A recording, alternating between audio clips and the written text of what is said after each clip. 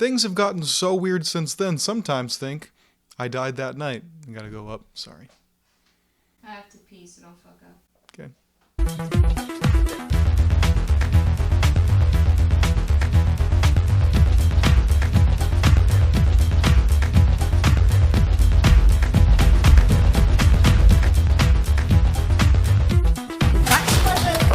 Mary and Joseph.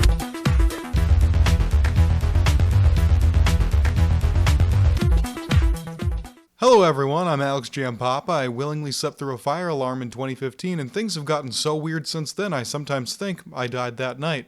Welcome to the actual news, Epstein's fourth home. After months in quarantine, many people are pushing for the economy to reopen so they can hook up. Spread out states have it the worst, with New Hampshire switching its motto to live free or dry.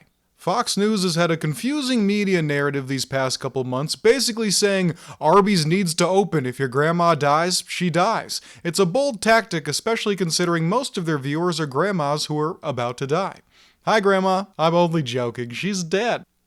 Taking a tip from the businesses joining forces to save themselves, like Baskin-Robbins Dunkin' Donuts, KFC Taco Bell, as well as Democrats and Republicans, local karaoke bars have decided to partner up with morgues for customers who contract COVID or select Don't Stop Believin' as their top song.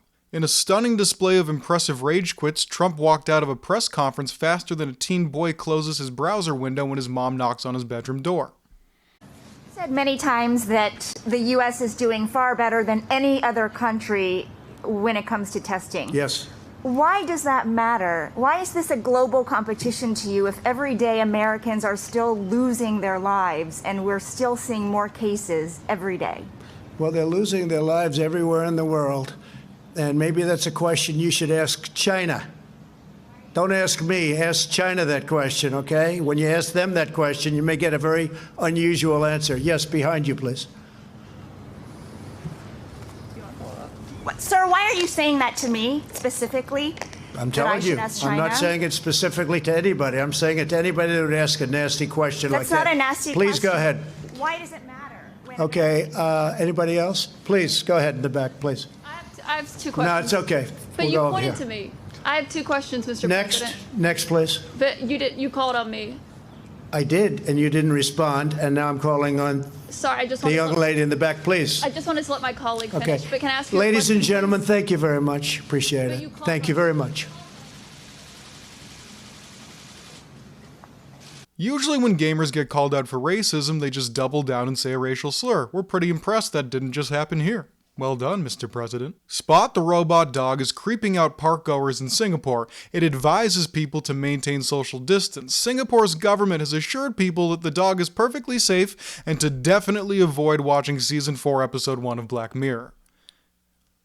When asked about death tolls, Trump said over 100,000 would be a great victory. The only possible explanation? Our president does not know what the word victory means. To be fair, the only three-syllable word we're sure he knows how to use is tremendous. Tremendous crowd, tremendous celebration, tremendous response, tremendous week, tremendous lead, tremendous end result, tremendous potential, tremendous problem, tremendous island, and tremendous damage, tremendous amount of money, tremendous campaign, tremendous drug, so they send it back.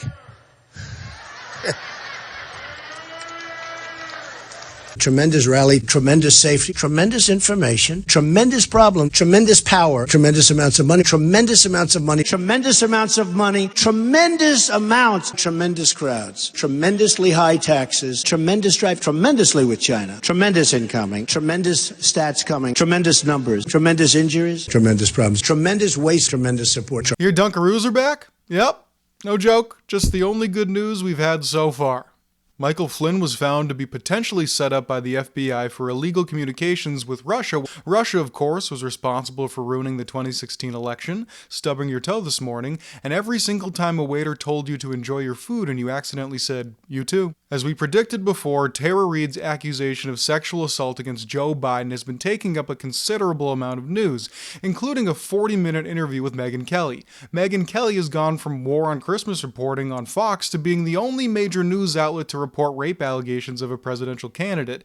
That'd be like if the most popular media figure in America started his career by getting people to eat deer testicles. Wait a second, that's Joe Rogan. He's a good guy.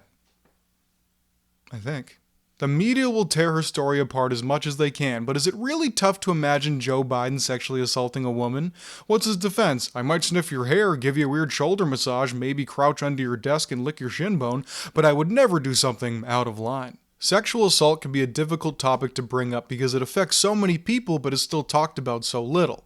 It's about to be the focal point of the 2020 election, in which we'll see Trump's sexual assaults compared with Biden's sexual assaults, and lots of people arguing that one guy's sexual assaults aren't as bad as the other guy's, which feels kind of like splitting hairs but with sexual assaults, so we're not going to waste time doing that. Besides saying that if I personally had to, I'd probably rather be assaulted by Trump. I feel like you'd bang and he'd just leave. Whereas you'd wake up to Biden smelling you, and then he'd leave a bunch of voicemails that say, "Listen here, Jack," and then trail off, and then he'd lose the most important presidential election of our lifetime to the other guy. Congress is voting on a new stimulus package aimed at keeping people afloat during the pandemic. Proponents claim this is necessary because COVID has killed over 35 million jobs, and the people who held those jobs still constantly complain about having to eat, sleep, and shelter themselves. They plainly lost those jobs through no fault of their own, so it's unfair to punish them for it. Even if it was somehow their fault, human beings deserve basic necessities like food, shelter, and high-fidelity pornography. If arguing for basic human rights doesn't appeal to you, congratulations on being logical and objective. We do lip service because so many cucks watch this show. The right reason to pass this is that when the economy does recover, we're going to need people to go back to working and consuming. Even Wall Street doesn't want half of all people to be really poor, just the most poor they can be while still thinking that they can get rich by creating an app that plays different music based on how fast you're driving. I was actually trying to come up with a dumb idea for an app, but that sounds... Hey man, sorry to bug you again. So how about an app that changes the music based on how you're driving? Hello? I'm going to be doing this show forever. Stay-at-home orders have been lifted, so although nothing about the state of the virus has changed, employers can invite their employees back to work, classifying their unemployment as voluntary and canceling their benefits. This gives laid-off workers two options: sickness or poverty. If you live in a state that hates America, you're probably fine until July 27th when the federal portion expires. Congress could extend it, but first they have to deal with boomers on Facebook asking, how come people are making more now than when they were working? Or how come essential workers are being paid less than the unemployed? Because shut up, you fucking narc. I don't want to get you too scared. Two people questioning this are Senators Tim Scott and Lindsey Graham, the latter of whom said that benefits will be extended over our dead bodies. Luckily, Lindsey Graham does not look especially difficult to kill. This is what happens when you evaluate recipients with means testing. Some of the outcomes will seem unfair, and no matter how many people it helps or how good it is for the economy, half the country will do their damnedest to tear it down out of spite, because their media has told them it's bad for them in some way. By contrast, stimulus checks, which are similar to universal basic income, are incredibly popular. Donald Trump even stamped his name on them after spending his first term trying to kick 30 million people off subsidized healthcare.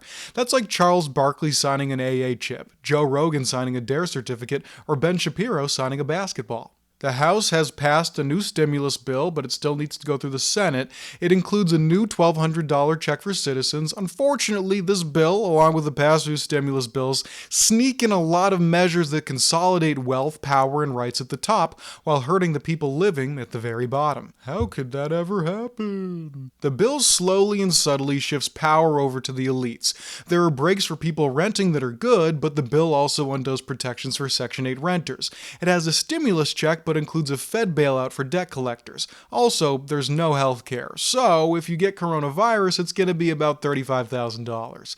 We're looking at a Great Depression, except this time there's plenty of money to spread around, but we pretend we like this system where we bury our real existential anxieties in nostalgia-based luxuries we should be well beyond enjoying at this age. But hey, Dunkaroos are back. At heart, I'm an ocean kid.